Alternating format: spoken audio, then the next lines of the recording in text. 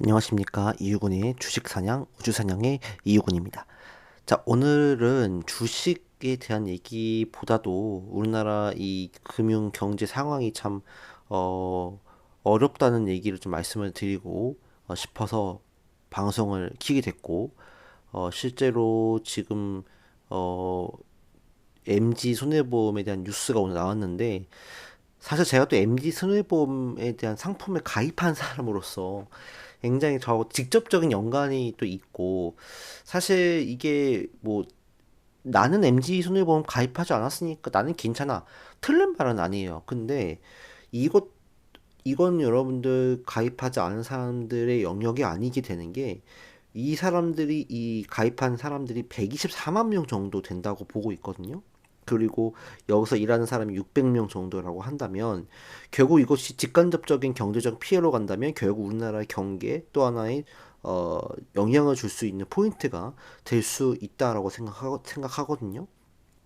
그래서 MG 손해보험에 대한 부분도 좀 말씀을 좀 드리면서, 내가 그럼 MG 손해보험에 가입한 사람으로서 이 내가 냈던 돈은 환급받을 수 있을까? 그 절차를 오늘 가볍게 살펴보도록 하겠습니다. 일단은 MG 손해보험이 결국에는 이제 뿌리는 이제 새마을금고 계열부터 시작이 됐는데, 결국에는 이제 새마을금고에서 연관이 됐다가 이제 예전에 그린 손해보험을 이제 인수하면서 결국 MG 손해보험을 한 이름으로 결국 바뀌게 돼요.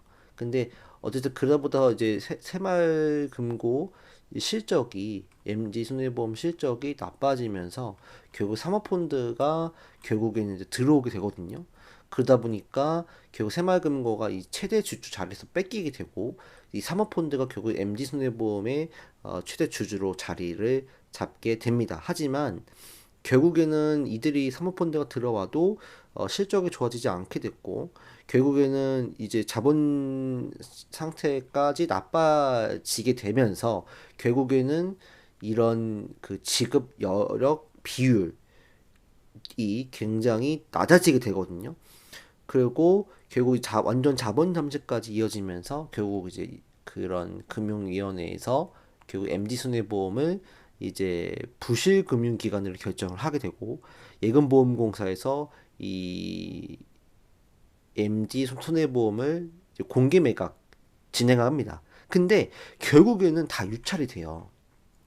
1차도 유찰, 2차도 유찰, 3차도 유찰.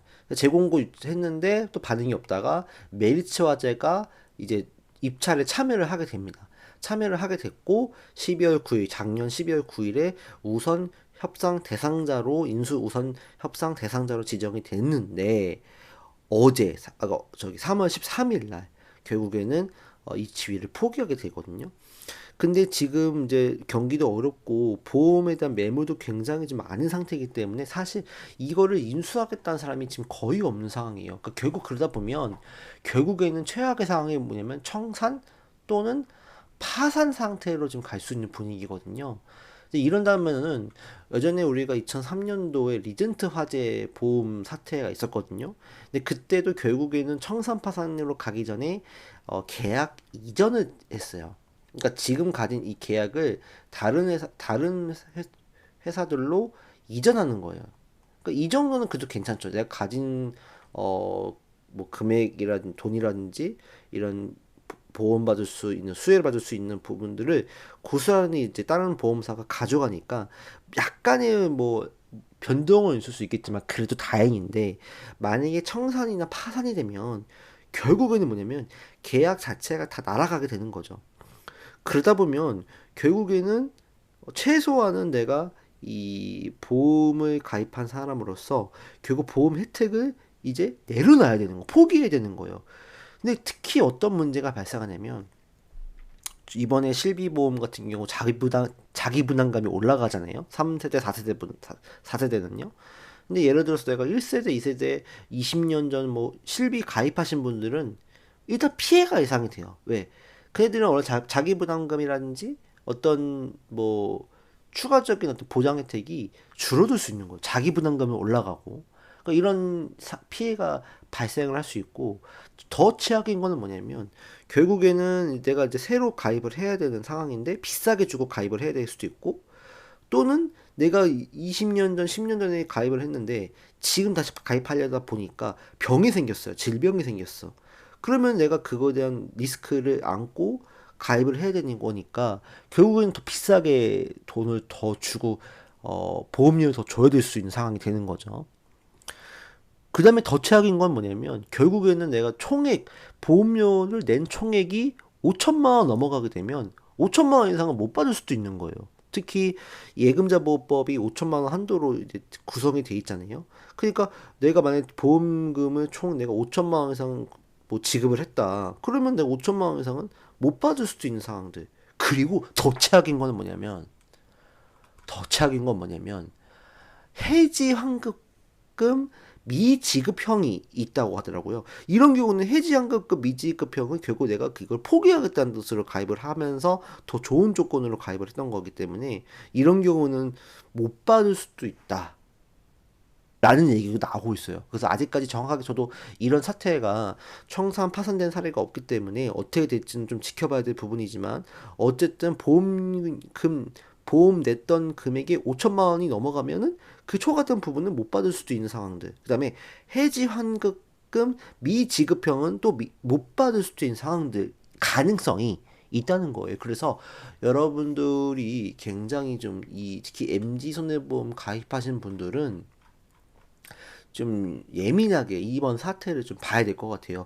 물론 이제 그 사이에 또 뭐 정부나 예금보험공사, 예보나 또 금융위원회나 뭐 가만히 있지는 않겠죠. 어쨌든 뭐 최대한의 피해를 막고자 계약 이전을 한다든지 이런 사태로 또 갈 수도 있지만 또 사상 초유의 청파산으로 이뤄질 수 있기 때문에 특히 MD 손해보험 가입하신 분들은 이번 사태를 좀 유심 깊게 보셔야 될 것 같고 특히 이제 해지 환급금 조회를 꼭 해보셔야 될 것 같아요. 그래서 저 같은 경우도 사실 지금 진행을 했거든요. 근데 방법을 간략하게 말씀을 드릴게요. 일단은 MD 손해보험에 들어가시게 되면은 결국에는 이 사이트가 나와요. 이 사이트가 나오는데